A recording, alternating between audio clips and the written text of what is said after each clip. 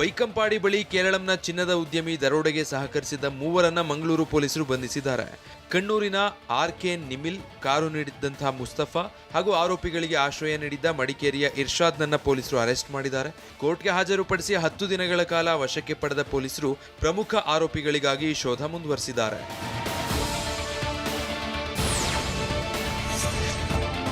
Police ಠಾಣೆಯಿಂದ ಪರಾರಿಯಾಗಿದ್ದ POCSO ಆರೋಪಿ Manjunath lock ಆಗಿದ್ದಾನೆ. ಕಲಬುರಗಿ ಜಿಲ್ಲೆಯ ಅಫ್ಜಲ್ಪುರ ತೆಲ್ಲೂರಿನಲ್ಲಿ ಬಂಧಿಸಲಾಗಿದೆ. ಮಧ್ಯರಾತ್ರಿ ಅಫ್ಜಲ್ಪುರ ಪೊಲೀಸ್ ಠಾಣೆ ಲಾಕಪ್ನಿಂದ ಆರೋಪಿ ಮಂಜುನಾಥ್ ಪರಾರಿಯಾಗಿದ್ದ. ಮಹಾರಾಷ್ಟ್ರಕ್ಕೆ ಹೋಗಲು ಮುಂದಾಗಿದ್ದ. ಈ ವೇಳೆ ಪೊಲೀಸರಿಗೆ ತಗುಲಾಕೊಂಡಿದ್ದಾನೆ. ಕರ್ತವ್ಯ ನಿರ್ಲಕ್ಷ್ಯದ ಆರೋಪದಡಿ ಠಾಣಾಧಿಕಾರಿ ರವಿ, ಸೆಂಟ್ರಿ ಪ್ರಶಾಂತ್, ಶಿವಣ್ಣನನ್ನ ಅಮಾನತು ಮಾಡಲಾಗಿದೆ.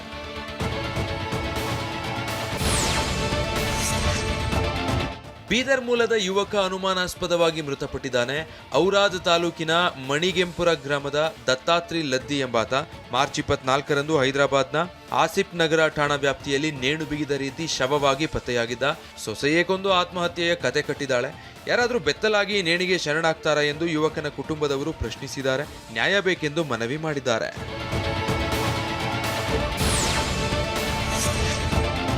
ಹಾಸನದಲ್ಲಿ ಫುಟ್ಪಾತ್ ತೆರವು ವೇಳೆ ಹೈಡ್ರಾ ಮನೆ ನಡೆದಿದೆ. ಹಾಸನ ನಗರದ ರೈಲ್ವೆ ನಿಲ್ದಾಣದ ಬಳಿ ಪಾಲಿಕೆ ಸಿಬ್ಬಂದಿ ಫುಟ್ಪಾತ್ ಒತ್ತುವರಿ ತೆರವು ಮಾಡುತ್ತಿದ್ರು. ವ್ಯಾಪಾರಿಗಳು ಅಂಗಡಿ ಸ್ಥಳಾಂತರಕ್ಕೆ ಸಮಯ ಕೇಳಿದ್ರಂತೆ.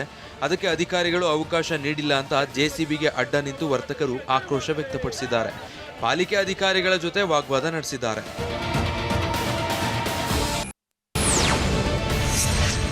ಎಲ್ನಿನೋ ಪರಿಣಾಮ ಮಳೆ ಕೊರತೆಯಿಂದ ವಿದ್ಯುತ್ ಉತ್ಪಾದನೆಯಲ್ಲಿ ವ್ಯತ್ಯಯ ಸಾಧ್ಯತೆ ಇದೆ. ಹಾಗಾಗಿ ವಿದ್ಯುತ್ ವ್ಯತ್ಯಯವಾಗದಂತೆ ಮುಂಜಾಗ್ರತಾ ಕ್ರಮ ಕೈಗೊಳ್ಳಿ ಅಂತ ಅಧಿಕಾರಿಗಳಿಗೆ ಸಿಎಂ ಡಿಕೆಶಿ ಸೂಚಿಸಿದ್ದಾರೆ. ಇಂಧನ ಇಲಾಖೆ ಪ್ರಗತಿ ಪರಿಶೀಲನಾ ಸಭೆ ನಡೆಸಿದ ಮುಖ್ಯಮಂತ್ರಿಗಳು ತುರ್ತು ಕಾರ್ಯಯೋಜನೆ ರೂಪಿಸುವ ಜೊತೆಗೆ ವಿದ್ಯುತ್ ಸಂಗ್ರಹಣೆ ಮಾಡಬೇಕು, ಇತರೆ ಮೂಲಗಳ ಉತ್ಪಾದನೆಗೆ ತುರ್ತು ಗಮನ ಹರಿಸಬೇಕು ಅಂತ ಸಲಹೆ ನೀಡಿದರು. ಅಲ್ಲದೆ ಬರ ಪರಿಸ್ಥಿತಿ ಎದುರಿಸುವ ಕೈಗೊಂಡ ಕ್ರಮಗಳ ಬಗ್ಗೆ ಅಧಿಕಾರಿಗಳಿಂದ ಮಾಹಿತಿ ಪಡೆದ ಸಿಎಂ ಸಾರ್ವಜನಿಕ ಬಳಕೆಗೆ ತೊಂದರೆ ಆಗದಂತೆ ಕ್ರಮ ಕೈಗೊಳ್ಳಲು ಸೂಚಿಸಿದರು. ಇಂಧನ ಭದ್ರತೆಗಾಗಿ ಸರ್ಕಾರಕ್ಕೆ ಮೀಸಲಿಟ್ಟ ಕಲ್ಲಿದ್ದಲು ಗಣಿ ಆರಂಭಿಸಬೇಕು. ಕಲ್ಲಿದ್ದಲು ಸಂಗ್ರಹ ನಿರಂತರವಾಗಿ ಕಾಯ್ದುಕೊಳ್ಳಲು ಅಧಿಕಾರಿಗಳಿಗೆ ಸಿಎಂ ಡಿಕೆಶಿ ಸೂಚಿಸಿದ್ದಾರೆ. ಇಂಧನ ಇಲಾಖೆ ಪ್ರಗತಿ ಪರಿಶೀಲನಾ ಸಭೆಯಲ್ಲಿ ಮಾತನಾಡಿದ ಅವರು, ಹೆಚ್ಚುತ್ತಿರುವ ವಿದ್ಯುತ್ ಬೇಡಿಕೆಗೆ ಈಗಿಂದನೇ ಸಿದ್ಧತೆ ಮಾಡಿಕೊಳ್ಳಬೇಕು. ಗೃಹಜ್ಯೋತಿ ಯೋಜನೆಯಿಂದ ಸರ್ಕಾರದ ಬೊಕ್ಕಸಕ್ಕೆ ಹೊರೆಯಾಗಿಲ್ಲ. ಇಲಾಖೆಗಳು ಎಸ್ಕಾಂಗಳಿಗೆ ಪಾವತಿಸಬೇಕಿರುವ 12,361 ಕೋಟಿ ಬಾಕಿ ಮೊತ್ತವನ್ನು ತ್ವರಿತವಾಗಿ ಪಾವತಿಸಲು ಕ್ರಮ ಕೈಗೊಳ್ಳುವಂತೆ ಸಿಎಂಗೆ ಇಂಧನ ಸಚಿವ ಕೆಜೆ ಜಾರ್ಜ್ ಮನವಿ ಮಾಡಿದರು. ರೈತರ ಅನುಕೂಲಕ್ಕಾಗಿ ಸೌರ ಬಳಕೆ ಪಂಪ್ ಸೆಟ್ ಹೆಚ್ಚಿಸಲು ಸಿಎಂ ಡಿಕೆಶಿ ಅಧಿಕಾರಿಗಳಿಗೆ ಸೂಚಿಸಿದ್ದಾರೆ. ರಾಜ್ಯದಲ್ಲಿ ಮತಪಟ್ಟಿ ವಿಶೇಷ ಸಮಗ್ರ ಪರಿಷ್ಕರಣೆ ಕರ್ತವ್ಯಕ್ಕೆ ಗೈರಾಗಿದ್ದ ಬೆಂಗಳೂರಿನ ಕೆಆರ್ಪುರಂ ವಿಭಾಗದ ಬೆಸ್ಕಾಂ ಕಿರಿಯ ಅಭಿಯಂತರ ಯೋಗೀಶ್ ಗೌಡ ಅಮಾನತಾಗಿದ್ದಾರೆ. ಮತಗಟ್ಟೆ ಅಧಿಕಾರಿಯಾಗಿ ನಿಯೋಜನೆಯಾಗಿದ್ದ ಯೋಗೀಶ್ ಗೌಡ 4 ದಿನ ಆದರೂ ಕರ್ತವ್ಯಕ್ಕೆ ಗೈರು ಹಾಜರಾಗಿದ್ರು. ಸಹಾಯಕ ಮತದಾರರ ನೋಂದಣಾಧಿಕಾರಿ ಶಿಫಾರಸ್ಸಿನಂತೆ ಯೋಗೀಶ್ ಗೌಡ ಅಮಾನತುಗೊಳಿಸಿರುವ ಮತದಾರರ ನೋಂದಣಾಧಿಕಾರಿ ಇಲಾಖಾ ವಿಚಾರಣೆಗೆ ಆದೇಶಿಸಿದ್ದಾರೆ.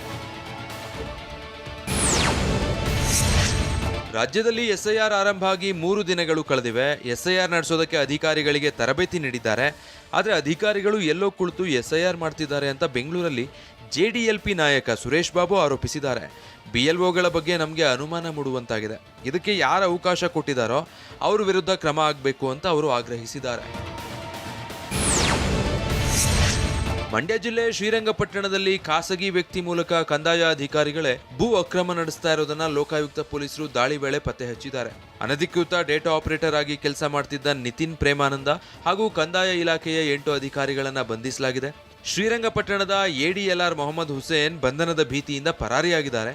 ಎಡಿಎಲ್ಆರ್ ಮನೆಯಲ್ಲಿ ನಕಲಿ ಸೀಲ್, ದಾಖಲೆಗಳು 1.4 ಲಕ್ಷ ಜಪ್ತಿ ಮಾಡಲಾಗಿದೆ. ಅಧಿಕಾರಿಗಳಿಂದ ಶೋಧ ಮುಂದುವರೆದಿದೆ. ಲೋಕ ತನಿಖೆಯಲ್ಲಿ ಮತ್ತಷ್ಟು ಭೂ ಅಕ್ರಮ ಬಯಲಾಗೋ ಸಾಧ್ಯತೆ ಇದೆ.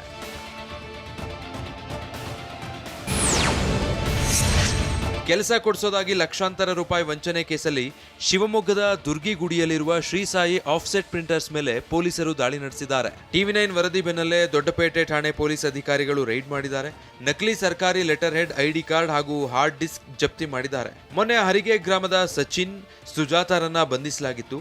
ಇವರಿಬ್ರು ಸರ್ಕಾರಿ ಕೆಲಸ ಕೊಡಿಸೋದಾಗಿ 50ಕ್ಕೂ ಹೆಚ್ಚು ಜನರಿಗೆ ಲಕ್ಷಾಂತರ ರೂಪಾಯಿ ವಂಚಿಸಿದ್ದಾರೆ.